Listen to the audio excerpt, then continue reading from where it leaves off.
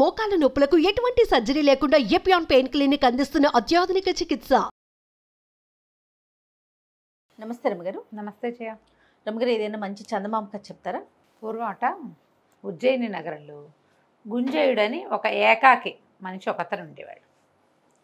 తను ఏం చేసేవాడంటే అడవికి వెళ్ళి బాగా పచ్చటి గడ్డి కోసుకొచ్చి గుర్రాల వాళ్ళకి అమ్మేవాడు. అమ్మితే రోజు 2.5 అణాల డబ్బులు వచ్చేవాడు. అప్పట్లో అణాలు, అర్ధనాలు, కాణీలు, బేడ, దమ్మిడి అలా ఉండేవి కదా. 2.5 అణాలు ఇచ్చేవాళ్ళు. ఇతను ఏం చేసేవాట, ఒక పాతకాలపు బిందె ఒకటి ఉంటే అతని దగ్గర దానికి ఒక గుడ్డ కట్టి దానికి ఒక చిన్న కంత పెట్టి ఒక అర్ధన అందులో వేసేవాడు, దాచేవాడు అనమాట. ఈ 2 అణాలతో వాడి తిండి తిప్పలు సరిపోయేవి. ఒక పాతకాలపు పూరి గుడిసె ఒకటి ఉండేది. అలాగా ప్రతిరోజు 2.5 వచ్చేది. పని చేసాడంటే 2.5 అర్ధనా వేయటం, 2 అణాలతోటి తిండి తిప్పలు చూసుకునేవాడు. పెద్దవాడు అయిపోయాడు అతను. ఒకసారి అతనికి తెలిసింది, తను ఏ బిందె అయితే పెట్టాడో ఆ బిందె నిండా ఉన్నాయి అర్ధనాలు. చూస్తే ఫుల్గా వచ్చేసింది. ఆశ్చర్యపడి, ఏమిటి ఇన్ని డబ్బులు ఉన్నాయి నా దగ్గర? అప్పుడప్పుడు మనం వేసిన ముంతలు నిండిపోతూ ఉంటాయి అదే కదా కదా, డబ్బాలు నిండిపోతూ ఉంటాయి. ఏం చేయాలి ఈ డబ్బుని? నా తర్వాత ఎవ్వరు లేరు, నాకు పెళ్ళామా, పిల్లల, ఇల్లా, వాకిలా, జలాల, పిల్ల జల ఎవరు లేరు. ఈ డబ్బంతా ఏం చేయాలి అని ఆలోచించాడు. యాక్చువల్గా అట్లాంటివి 2-3 బిందెలు అయినాయి, పాత కుండలు. ఆలోచిస్తూ పడుకున్నట్ట ఒకనాటి రాత్రి. పడుకుంటే తెల్లవారుజామున తనకి చక్కటి పిల్ల ఒకటి కల్లో కనపడే స్పష్టంగా. ఒక అందమైన అమ్మాయి, ఒక 16-17 సంవత్సరాల పిల్ల. ఏదో రాకుమార్ తల్లినే కనపడింది. అన్నాడు పొద్దున అతనికి అనిపించింది, ఆహాహా, ఏనాడు స్త్రీలు కల్లోకి వచ్చి ఎరగనే నేను, ఇలాంటి కాలం ఎందుకు వచ్చింది అని ఆలోచించి ఏం చేశాడట, మొత్తం తన దగ్గర ఉన్న డబ్బులన్నీ అర్ధనాలు ఒక పెద్ద గోను సంచిలో పోసుకుని ఆ సంచి భుజాన్ని వేసుకుని ఒక నగల వర్తకుడి దగ్గరికి వెళ్ళాడు. మొత్తం ఆ సంచి ఆయన దగ్గర బోలిచ్చాడు. ఇంత మేర అయింది అది, ఇంత పెద్ద కుప్ప అయింది. అయ్యా, జీవితకాలం అంతా సంపాదించిన డబ్బులండి, వీటిని లెక్కింపించి ఏదైనా ఒక నగో నాణ్యమో ఇప్పించండి నాకు. సరేనన్నాడు వర్తకుడు. ఆ కాలంలో చిచ్చి పొమ్మంటాలు అలాంటివి లేవమ్మా, అందరూ మనుషులు మంచివాళ్ళు. ఆయన 4 గుమస్తాలను పెట్టి వీటిని లెక్క పెట్టండి అంటే అన్నీ అర్ధనాలేగా, లెక్కపెట్టి మొత్తానికి ఇంత అమౌంట్ అని తేల్చారు. ఓ రోజంతా లెక్కెట్టి ఆయన ఏమన్నాడు, ఆ సాయంత్రానికి ఆ వర్తకుడు కొన్ని రత్నహారాలు, కొన్ని కంకణాలు, రత్నాలు పొదిగినవి తీసుకొచ్చి పెట్టాడు. ఇవి వస్తాయి, వీటిలలో ఏదైనా ఒకటి తీసుకో నువ్వు ఈ డబ్బులకి అంటే. ఆయన ఒక పెద్ద కంకణం సింగిల్ హ్యాండ్ వేసుకుని, మనకి ఇప్పుడు వస్తున్నాయిగా ఇట్లా వేసుకునేది, దాని నిండా వజ్రాలు, కెంపులు తాపిన ఒక వస్తువుని తీసుకున్నాడు. సరే, నగల వర్తకుడికి టాటా చెప్పేసి ఈ వస్తువును గుడ్డలో మూట కట్టుకుని ఒక వర్తకుడి దగ్గరికి వెళ్ళాడు. ఈ వర్తకుడు ఏమిటి, ఈయన రకరకాల వస్తువులు తీసుకుని నౌకా వ్యాపారంలో తిరుగుతూ ఉంటాడు. ఆయన దగ్గరికి వెళ్ళి, అయ్యా, ఒక మహాసౌందర్యవతి 16-17 ఏళ్ల కన్యామణి ఎవరైనా మీ ఎరికన ఉందా? మీరు ఇన్ని దేశాలు తిరుగుతారు కదా అంటే, లేకపోవటం ఏమిటి, సౌగర దేశపు రాజకుమార్తెకి 16-17 పిల్ల, చాలా అందగత్తె. ఆవిడని అమ్మాయిని గురించి చాలా ప్రత్యేకంగా చెప్పుకుంటారు, చాలా బుద్ధిమంతురాలంటే. ఇతను ఏం చేశాడు, ఆ కంకణం తీసి ఆయన చేతిలో పెట్టాడు. ఆ అమ్మాయికి ఈ వస్తువు ఇవ్వండి, నేను ఇచ్చినట్టు చెప్పద్దు, నా పేరక్కర్లా, ఇచ్చేయండి బహుమతిగా ఆ పాపకి అని చెప్పాడు. ఇతను ఒప్పుకున్నాడు. ఈ వర్తకుడు ఒప్పుకొని బయలుదేరి వెళ్ళాడు. 3 నెలల్లోనో 4 నెలలకో సౌగోర దేశం చేరాడు. చేరాక యువరాణికి, ఇప్పుడు ఈ వర్తకులు పై ఊళ్ళ నుంచి వచ్చేవాళ్ళు తెస్తారు నగలు, నాణ్యాలు, కొన్ని చించి రంబరాలు, తర్వాత ఏమో సుగంధ ద్రవ్యాలు, రాళ్ళు, రప్పలు, నగలు, నాణ్యాలు పట్టుకెళ్లే వాళ్ళు కూడా ఉంటారు.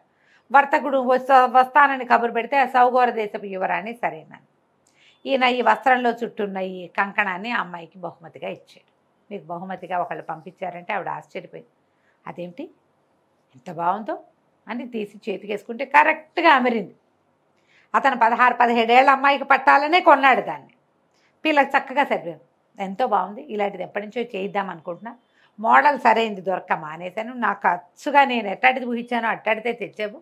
ఆయన ఎవరు మహానుభావుడు అంటే, పేరెందుకమ్మా, ఎవరో అజ్ఞాత వ్యక్తి అనుకోండి, మీకు బహుమతిగా పంపించమన్నారు, ఇవ్వమన్నారు, ఇచ్చాను అంతేనన్నాడు. ఏమైంది అదేమిటి అట్లా ఎట్లా తీసుకుంటాం, ఏదైనా ఒక గిఫ్ట్ వస్తే వాళ్ళకి ఏమైనా ఇవ్వద్దు, ఏదైనా ఇస్తానని బలవంత పెట్టి చీనాంబరాలట ఒక ఒంటె మోయగలిగినన్ని చీనాంబరాలతోటి ఒంటెని ఇతనికి ఇచ్చింది. చీనాంబరాలు అంటే వస్త్రాలు, పట్టుబట్టలు. చీనాంబరాలు అంటారు. చీనీ అంటే చైనీస్ అనమాట, చైనా సిల్క్. ఓకే. ఇచ్చింది. ఇచ్చి వర్తకుడికి కొంత డబ్బు ఇచ్చింది, ఇవి పట్టుకెళ్తాను. ఇది ఆయనకు అప్పచెప్పేవాడు. ఈ వర్తకుడు 3 నెలలు ప్రయాణం చేసి వచ్చి గుంజేయుడి దగ్గర పెట్టాడు అవి ఉంటేనే ఆ బట్టల్ని. గుంజేయుడు నిర్ఘాంతపడి, నేనేం చేసుకుంటానయ్యా, గడ్డి కోసుకొచ్చేవాడిని ముసలాడిని, ఈ బట్టలన్నీ నేనేం చేసుకుంటా అంటే చొక్కాలు కుడితే బాగుంటాయి, అంగరఖాలు కుడితే బాగుంటాయి ఈ బట్టలతోటి అని చెప్పాడు వర్తకుడు. ఇతను అన్నాడు, అయితే అట్లాంటి బట్టలు వేసుకోగలిగేవాడు ఎవడైనా మంచివాడు ఉన్నాడని నీ దృష్టిలో అంటే, ఆ లేకేమి, దక్షిణాపథంలో ఇంట్లో మన విదర్భ రాజ్యానికి చెందిన రాజకుమారుడు, ఆయన భలే అందగాడు, ఆయన బట్టలు ఎంత బాగుంటాయో, ఆయనకైతే ఈ బట్టలు బాగుంటాయి అన్నాడు. ఇకనేమి ఈ బట్టలు తీసిపోయి ఆయనకి ఇచ్చి, ఎవరిచ్చారో చెప్పద్దు అంతే, అంతకంటే ఏముంది, ఆనంగానే ఒప్పుకున్నాడు. మళ్ళీ అతను బయలుదేరి వ్యాపారస్తుడు వెళ్ళేటప్పుడు విదర్భ రాజ్యానికి వెళ్ళి విదర్భ రాజకుమారుడికి ఈ ఒంటి మీద ఉన్న వస్త్రాలన్నీ ఆయనకి ఇచ్చాడు. ఆయన వస్త్రాలన్నీ చూసుకుని ఆశ్చర్యపోయి, అబ్బో ఎప్పటి నుంచో ఇవి తెప్పించాలని చూస్తున్నాము, నువ్వు భలే తెచ్చావు, ఎవరు పంపారు అంటే, ఎవరోనండి, వాళ్ళు పేదగా పేరు చెప్పడానికి ఇష్టపడలేదు, తీసుకోండి పర్వాలేదా. ఆయన అట్లా ఎట్లా తీసుకుంటాము, ఎవరివైనా వస్తువులు అలా బాగోదు, మరి చూద్దాం అని ఓ పూట చూసి టైలర్లను పిలిచి ఆ బట్టలు కుట్టించి, ఇహా ఎంతో బాగున్నాయని ఈ వ్యాపారస్తుడికి 12 ఉత్తమ జాతి అశ్వాలను ఇచ్చాడు. ఆయనకి అప్పచెప్పాను. ఆ గుర్రాలని ఎక్కించుకుని పడవ మీద వ్యాపారస్తుడు మళ్ళీ ఉజ్జయినికి వచ్చాడు. గుంజేయుడి ముందు పెట్టాడు. నేనేం చేసుకుంటానయ్యా గుర్రాలు అన్నాడు. గుర్రాలకి గడ్డి కోసుకొచ్చేవాడిని నేను, ఇన్ని గుర్రాలు నేనేం చేసుకుంటా. సరే ఓ పని చేయి, ఉత్తమ జాతి అశ్వాలు మళ్ళీ అవి మామూలు కాదు, 2 గుర్రాలు నువ్వు ఉంచుకుని 10 గుర్రాలని సౌగోర దేశపు యువరానికి ఇవ్వు.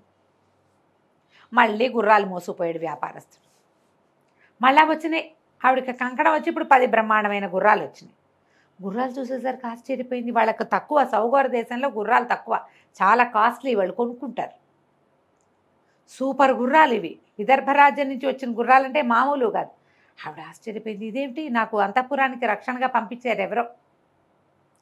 ఆవిడ చాలా సంతోషించి ఏం చేసింది, మళ్ళీ ఏవో ఒంటెల మీద అవి మోయగలిగినంత వెండి ఓ 10 ఒంటెల్ని ఇచ్చింది. అక్కడ సౌగోరంలో ఒంటెలు ఉంటాయి, వెండి ఎంత వెండో మొత్తం అంతా మళ్ళీ పడవెక్కింది.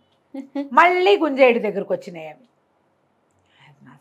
మనకెందుకు అనేసరికల్లా వ్యాపారస్తుడు అన్నాడు, ఆవిడ నాకు ఒక దారి ఖర్చులకి డబ్బిచ్చిందయ్యా యువరాణి, నువ్వేమో చెప్పద్దంటావు, ఇప్పుడు ఏం చేయమన్నావు అనేసరికల్లా, చేయటానికి ఏముంది, ఆల్రెడీ చేసావు కదా, విదర్భ రాజకుమారుడికి పంపే, వీటిని 2 ఉంచుకో నువ్వు అంటే 2 ఒంటెలు, వాటి మీద ఉన్న వెండి వ్యాపారస్తులు తన దారి బత్తానికి ఉంచుకుని మిగిలిన 14 16 ఒంటెలు, ఆవిడ 20 ఒంటెలు ఇచ్చింది, 20 కాదు 60 ఒంటెలు ఇచ్చింది, ఈయన 2 ఒంటెలు ఉంచుకుని 58 ఒంటెలు తీసుకుపోయి విదర్భ రాజ్యంలో అప్పచెప్పాడు.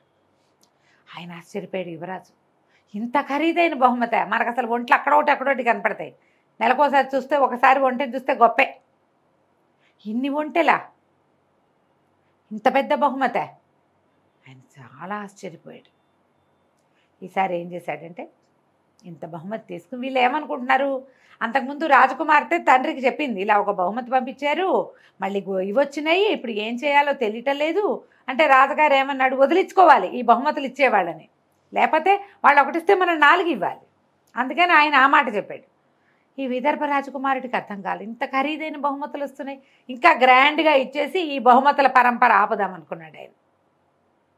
బ్రహ్మాండమైన గుర్రాలు 10, మళ్ళీ ఓ ఒంటెలో 10, అక్కడి నుంచి ఓ 10 ఏనుగులు, ఆ ఏనుగుల మీద బ్రహ్మాండమైన ఇవేశాడు, ఏమంటారు మన పైన హౌదాలు ఎత్తుతారు కదా, హౌదా ఎత్తటం అంటారు, ఏనుగు మీద అంబారి, ఆ అంబారి మీద నుంచి ఇట్లా ముత్యాల సరాలు జాలువారుతూ చక్కగా అలంకరించినటువంటి, వీటికేమో గుర్రాల గిట్టలకు కూడా వెండి గిట్టలు పెట్టించాడు ఆయన, అవన్నీ ఇచ్చాడు మొత్తం. పైగా ఈ పంపించిన వాటన్నిటికీ పైన చీనాంబరాలు కప్పారు, అలంకారాలు, మెళ్ళో ఆభరణాలు, వాటికి వర్తకుడు అన్నీ మోసుకొచ్చి గుంజేటి దగ్గర పెట్టేసరికి ఏం చేయాలో తెలియలే గుంజేటికి.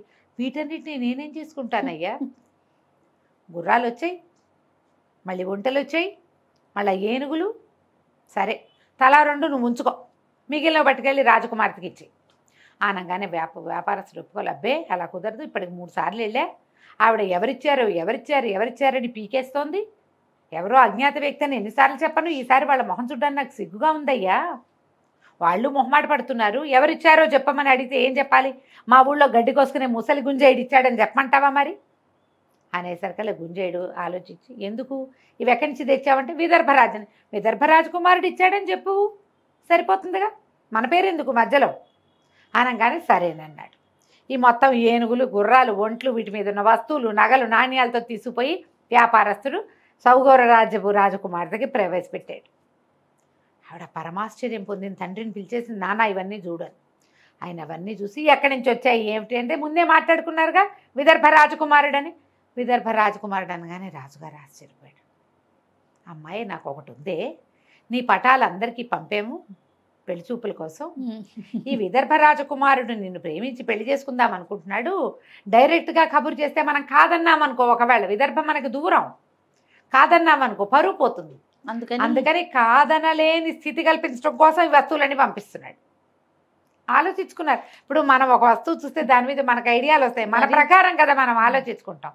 ఇట్లా కాదు, మనం ఒక పని చేద్దాం, మనం చిన్న తీర్థయాత్ర చేద్దాం, మనమే విదర్భ రాజ్యానికి వెళ్దాం, ఇంత గొప్ప బహుమతులు పెళ్లి సంబంధం కోసం పంపగలిగిన వాడు ఎంత సంపాదన పరుడు అయి ఉంటాడు, అదా వెళ్దామని కూతుర్ని వెంబడి పెట్టుకుని చక్కగా పెద్ద దండు వెడలినట్టు వెడలి ఈ పడవల మీద ముందు ఉజ్జయిని వెళ్ళి అక్కడి నుంచి విదర్భకి వెళ్ళారు. విదర్భ రాజ్యానికి వెళ్తే ఫలానా సౌగౌర రాజ్యపు రాజుగారు ఊళ్ళోకి వచ్చాడు అనగానే విదర్భ రాజుగారు ఎదురెళ్ళి పిలుచుకొచ్చాడు. పిలుచుకొస్తే ఆయన ఏమన్నాడు, మీ అబ్బాయి చాలా ప్రేమతోటి పెళ్లి సంబంధం కోసం ఇన్ని వస్తువులు పంపాడండి, మాకేం అభ్యంతరం లేదు, మా అమ్మాయిని కూడా తీసుకొచ్చారు, మీరు సరే అనుకుంటే పిల్లని చూసి పెళ్లి చేసుకోండి అన్నాడు. ఈ విదర్భరాజు గారికి తుది మొదలు అర్థం కాలే, ఏమిటి జరుగుతోంది ఇక్కడ. ఆ పిల్ల చిన్నపిల్ల కాబట్టి రాజకుమార్తె తండ్రికి చెప్పింది, రాకుమారుడు తన ప్రకారం తను చేసేసుకుంటాడు, మగపిల్లాడు కొంచెం స్వతంత్రిస్తాడు కదా. ఆయన ఆశ్చర్యపోయాడు, ఏమిటి మా రాజ్యం నుంచి మీకు బహుమతులు వచ్చాయా, మాకు వాసనైనా రాలేదు, మీ పిల్ల ఫోటోయే చూడలేదు మేమన్నారు. అన్నాక ఉండండి చూద్దామని కుమారుడిని పిలిచి ఈయన సౌగౌర రాజ్యపు రాజుగారు, ఈ అమ్మాయి వారి అమ్మాయి అనగానే అమ్మాయిని చూసేసరికి ఫ్లాట్ అయిపోయాడు రాజకుమారుడు. ఆ పిల్ల చాలా అందగత్తె, మరి గుంజేయుడు చూశాడు కల్లో అందగత్తెైన రాజకుమార్తెని, ఆ అమ్మాయిని చూసేసరికి కొంచెం మెత్తబడిపోయాడు. ఏమిటి నువ్వు ఏవో బహుమతులు పంపావుట, మరి వీళ్ళు ఆ బహుమతులు చూసుకునే పెళ్లి సంబంధం కోసం వచ్చారా నాయన అని తండ్రి చెప్పంగానే, బహుమతులు ముందు నాకు వచ్చాయి అని చెప్పలేకపోయాడు ఆయన. అవునని చేసుకుంటాను పెళ్ళి, నాకేం అభ్యంతరం లేదన్నాడు. అయిందా, సౌగౌర రాజ్యపు రాజకుమార్తెకి విదర్భ రాజకుమారుడికి ధూమ్ధామ్గా పెళ్ళైపోయింది. నువ్వు అవి పంపావు, నేను ఇవి పంపాను, నేను ఇవి పంపించాక నువ్వు అవి పంపావు అని ఇద్దరు మాట్లాడుకున్నారు. చివరికి వాళ్ళకి తెలిసిందేమిటి, ఈ సిల్సిలా తాము మొదలుపెట్టింది కాదు, మొదట ఎవరో మొదలుపెట్టారు. ఆ మొదలుపెట్టిన వాడెవరో ఆవిడికి తెలీదు, ఈయనకి తెలీదు. వీళ్ళిద్దరి పెళ్ళికి రాయబారిగా మధ్యలో పనిచేసిన ముసలి గుంజేయుడు మాత్రం గడ్డి కోసుకుంటూ ఇప్పటికీ అర్ధనాలు పోగేసుకుంటూనే ఉన్నాడు. ఆ వ్యాపారస్తులు ఎప్పుడూ మళ్ళీ వీళ్ళని కలవల, ఏమీ లేవు వాళ్ళ దగ్గరికి వెళ్ళేందుకు.